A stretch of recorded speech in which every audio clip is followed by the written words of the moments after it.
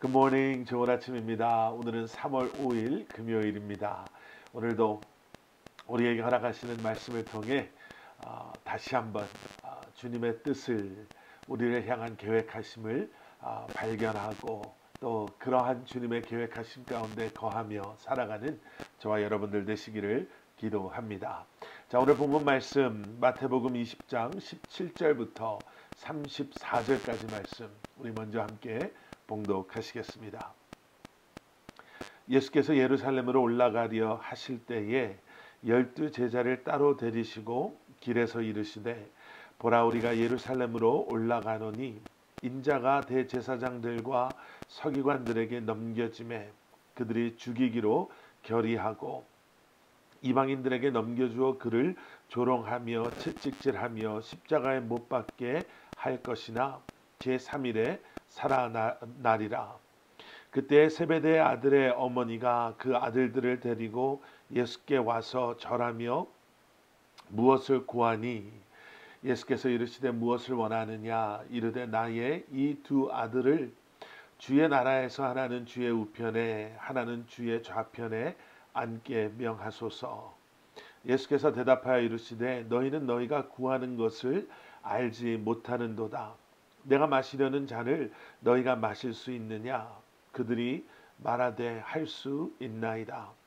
이르시되 너희가 과연 내 잔을 마시려니와 내 좌우편에 앉는 것은 내가 주는 것이 아니라 내 아버지께서 누구를 위하여 예비하셨는지 그들이 얻을 것이니라. 10 제자가 듣고 두 형제에 대하여 분이 여기거늘 예수께서 제자들을 불러다가 이르시되 이방인의 집권자들이 그들을 임의로 주관하고 그 고관들이 그들에게 권세를 부리는 줄을 너희가 알거니와 너희 중에는 그렇지 않아야 하나니 너희 중에 누구든지 크고자 하는 자는 너희를 섬기는 자가 되고 너희 중에 누구든지 으뜸이 되고자 하는 자는 너희의 종이 되어야 하리라. 인자가 온 것은 섬김을 받으려 함이 아니라 도리어 섬기려 하고 자기 목숨을 많은 사람의 대속물로 주려 함이니라. 그들이 여리고에서 떠나갈 때에 큰 무리가 예수를 따르더라. 맹인 두 사람이 길가에 앉았다가 예수께서 지나가신다 함을 듣고 소리질러 이르되 주여 우리를 불쌍히 여기소서 다윗의 자손이여 하니 무리가 꾸짖어 잠잠하라 하되 더욱 소리질러 이르되 주여 우리를 불쌍히 여기소서 다윗의 자손이여 하는지라.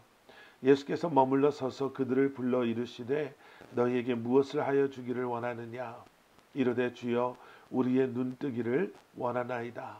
주께서 불쌍히 여기사 그들의 눈을 만지시니 곧 보게 되어 그들이 예수를 따르니라. 아멘. 아멘. 예수님께서 제자들과 함께 예루살렘으로 올라가시다가요. 오늘 본문 17절 말씀을 보시면 12 제자들을 따로 데리시고 길에서 말씀하십니다. 많은 무리들이 예수님을 따랐을 것입니다. 그런데 예수님께서는 12명의 제자들만 따로 부르셔서 그들과 좀 더 따라오던 무리들과 좀 더 떨어진 곳에서 그들에게만 예수님께서는 말씀하십니다. 그리고 그 말씀이 18절과 19절에 나와 있습니다. 보라 우리가 예루살렘으로 올라가노니 인자가 대제사장들과 서기관들에게 넘겨짐에 그들이 죽이기로 결의하고 이방인들에게 넘겨주어 그를 조롱하며 채찍질하며 십자가에 못 박게 할 것이나 제3일에 살아나니라.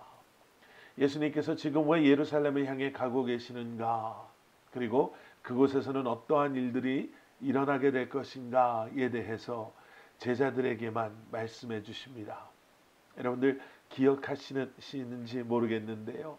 예수님께서 받으실 고난과 그리고 죽으심에 대한 이 말씀은 마태복음 20장 오늘 보고 있는 18절 19절에 나오는 이 말씀을 포함해서 지금까지 3번 이렇게 말씀하셨습니다. 첫 번째는 베드로의 반응이 절대로 그렇게 되게 하지 않겠습니다. 라고 했던 것 여러분들 기억하시죠? 그리고 두 번째는 변화산에서 베드로와 다른 두 제자들에게 예수님께서는 앞으로 일어날 그러한 일들, 고난받으심, 그리고 죽으실 것을 미리 말씀해 주셨습니다. 그때 제자들의 반응은요, 그들이 크게 근심했다. 이렇게 기록되어져 있습니다. 그렇게 절대로 될 수 없습니다. 그리고 근심하게 되었습니다.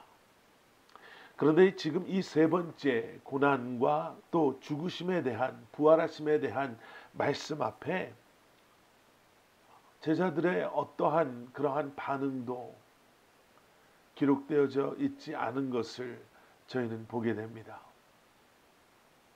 그저 무덤덤하게 듣고만 있었다. 뭐 한두 번 들은 것도 아닌데요. 뭐 세 번째니까 한두 번은 아니겠죠. 뭐 그냥 그러시나 보다. 에이, 설마 그런 일이 일어나겠어? 뭐 이런 여러 가지 생각 속에요. 첫 번째와 두 번째와는 다르게 그들의 감정에도 반응에도 그렇게 눈여겨볼 만한 변화들은 있지 않았습니다. 오히려 이 뒤에 나오는 20절 이하에 나오는 말씀 속에 예수님의 제자들이 얼마나 예수님과 다른 생각을 가지고 있었는가를 우리는 보게 됩니다. 동문서답이라고 하나요?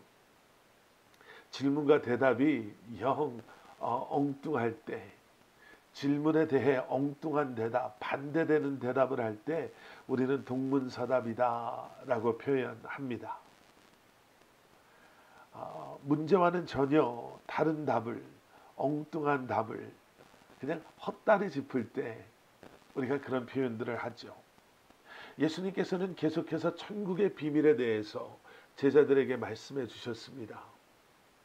천국은 마치로 시작되는 비유들을 통해서 이 땅의 모습과는, 이 땅의 기준과는 전혀 다른 하나님의 나라, 그리고 예수님께서는요, 그 하나님의 나라가 이미 우리 안에 임하였음을, 그래서 그 천국을 소유한 우리의 삶이 어떻게 변화되고 달라야 되는가에 대해서 제자들에게 여러 차례 말씀해 주셨습니다. 그리고 그 하나님 나라가 이 땅에 우리 안에 임하였음이, 그리고 그 온전한 하나님 나라가 임하기 위해서 메시아이신 예수 그리스도께서 받으셔야 할 고난과 그리고 죽으심 그리고 부활하심을 제자들에게 이미 여러 차례 말씀해 주셨습니다. 그런데 제자들은요, 그러한 하나님의 나라, 그러한 메시아 되시는 예수 그리스도를 아직도 세상적인 관점에서 자기 중심적인 생각에서 이해하려고 하고 있음을 우리는 보게 되죠. 세베대의 아들 야고보와 요한의 어머니가 예수님을 찾아옵니다. 예루살렘이 가까이 오면 가까이 올수록 야고보와 요한의 어머니는 그들이 생각했던 구원이 가까이 오고 있음을, 그들이 그리고 머릿속에 그리고 있는 하나님의 나라가 가까이 오고 있음을 아마 느꼈을 것입니다. 다윗보다도 뛰어나신 예수 그리스도께서 이제는 다윗의 영광과는 비교할 수 없는 엄청나고 놀라운 영광 가운데, 세상의 그 어떠한 나라와도 비교할 수 없는 막강한 나라를 이제 세우실 것이라 라는 기대, 그리고 잘못된 확신 속에 예수님께 부탁하죠. 그때가 되면 내 아들 중 하나를 주님의 우편에, 또 다른 하나는 좌편에 앉게 해 주십시오.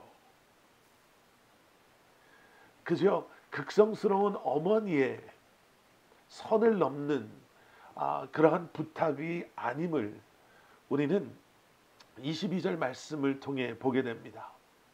예수님께서 말씀하시죠. 너희가 구하는 것을 너희가 알지 못하는도다. 내가 마시려는 잔을 너희가 마실 수 있느냐? 이렇게 예수님께서 말씀하셨을 때 요한과 야고보가 기다렸다는 듯이 대답합니다. 할 수 있습니다. 우리는 너무나도 분명히 잘 알죠. 예수님께서 말씀하고 계시는 이 잔이 무엇을 의미하고 있는지.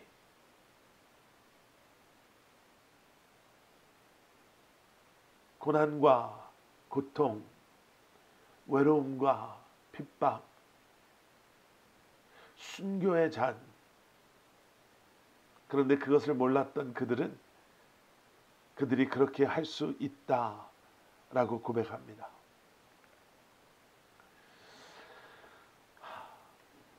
시간이 지나서 야고보와 요한이 예수님께서 무슨 말씀을 하셨는지를 깨달아 알고 주님의 그러한 뜻에 인간의 생각이 아닌 믿음으로 순종하고 성령님의 도우심으로 이제는 진정한 예수 그리스도의 제자로서 맡겨주신 사역을, 그러한 삶을 감당했을 때 우리는 야고보가 제자들 가운데 가장 첫 번째 순교자로 예수님께서 말씀하셨던 이 잔을 마시게 되었음을, 요한이 마지막까지 한 섬에 유배되어서 하나님께서 주시는 계시의 말씀들을 기록하며 외로움과 고통의 시간 속에서도 마지막까지 그 사명을 감당하며 살았던 것을, 예수님께서 말씀하신 그 잔을 마셨음을 우리는 보게 됩니다. 예수님께서 말씀하시죠. 다시 한번 그들에게 말씀해 주십니다. 하나님 나라에서 과연 누가 큰 자인가?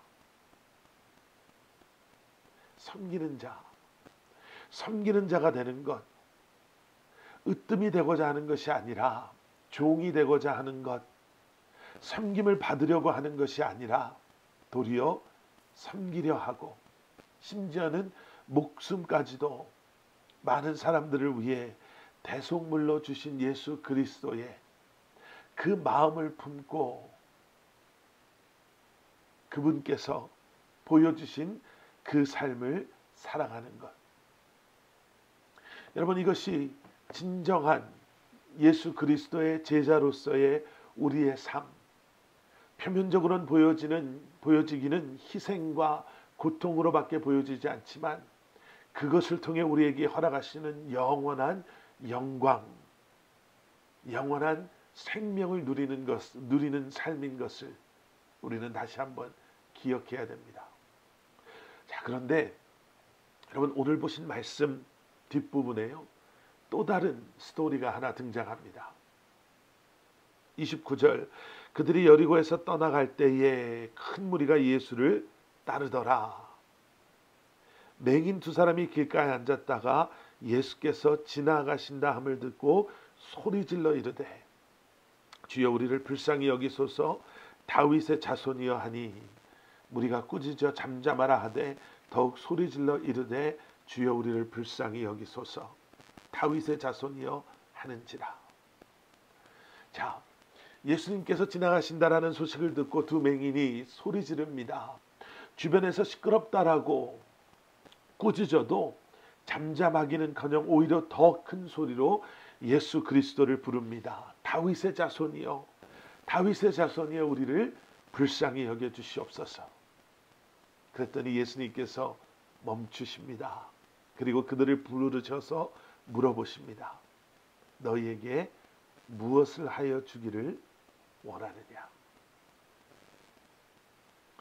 여러분, 예수님께서요, 내가 너희에게 무엇을 해주기를 원하느냐 라고 물어보신 이 질문은 야고보와 요한의 어머니가 21절 말씀을 돌아가셔서 보시면요, 예수님과 대화 나눌 때, 부탁할 때 예수님께서 하신 말씀과 거의 동일합니다. 21절, 예수님께서 이르시되 무엇을 원하느냐? 여러분, 우리는 이 두 사건을 가지고요, 한번 우리의 간구, 기도, 그 응답.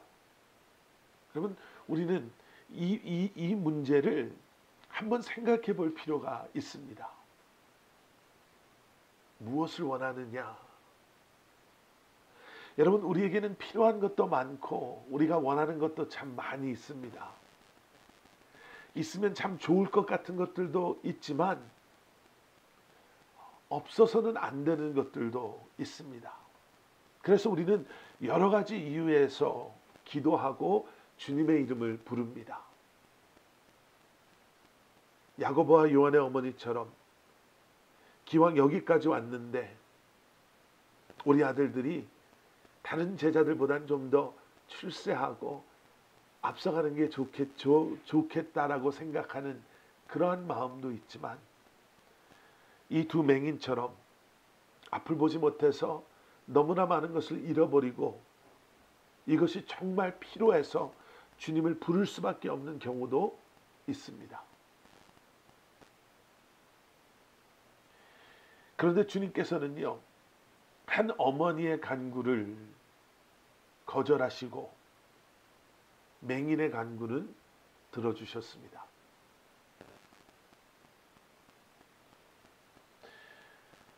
기적을 행하시는 기준이 어디에 있는가? 우리의 간구를 들어주심의 기준이 어디에 있는가? 우리는 오늘 말씀을 통해서 이것이 하나님의 나라와 연관되어져 있음을 보게 됩니다. 예수님의 기적의 행하심은요, 구원, 그 부활 사건, 하나님의 나라를 드러내기 위해서 그 기적을 때로는 행하시기도, 그 간구를 때로는 거절하시기도 하셨습니다. 두 맹인을 눈을 뜨게 해주심으로 말미암아 하나님의 나라가 이미 예수 그리스도를 통해 이 땅에 임하였음을, 그 기적을 행하심을 통해 보여주신 예수님. 인간의 욕심으로 어떻게 해서든지 높은 자리를 차지하려고 하던 그런 어머니의 간구를 들어주지 않으심으로 말미암아 하나님의 나라가 임하였음을, 그리고 그 나라의 기준은, 그 나라의 펑션, 그 나라의 행함은 세상의 그러한 높고 낮음, 세상의 욕심에 근거한 것이 아니라 오히려 그 반대되는 섬김, 희생, 낮아짐을 통해 하나님의 성품을 드러내고 하나님의 나라를 보여줌에 있음을 우리는 다시 한번 기억해야 될 줄 믿습니다. 기도하십시오. 기도의 제목들을 가지고 간절한 마음으로, 사모하는 마음으로 기도하십시오. 하지만 그 기도 가운데 우리가 분명히 기억해야 될 것은 그 간구를 통해 다시 한번 나의 그러한 기도와 그 간구가 하나님의 나라를, 주님의 영광을 위해 고백되어지는 것인지 아니면 나의 욕심을 위해 떼쓰고 있는 어린아이와 같은 모습인지 돌이켜 보시고 오히려 우리가 변해서 주님의 뜻 가운데 점점 순종하며 나아가는 저와 여러분들 되시기를 주님의 이름으로 간절히 축원합니다. 함께 기도하시겠습니다. 주님, 우리를 변화시켜 주십시오. 나를 변화시켜 주셔서 아버지의 마음을 품고 아버지의 생각을 가지고 주님의 뜻에 순종하며 간구하고 기도하고 주님의 은혜를 경험하며 때로는 허락하지 않으심도 은혜임을 성숙한 믿음의 눈으로 볼 수 있게 하여 주시옵소서. 감사드리오며 예수님의 이름으로 기도드렸사옵나이다. 아멘.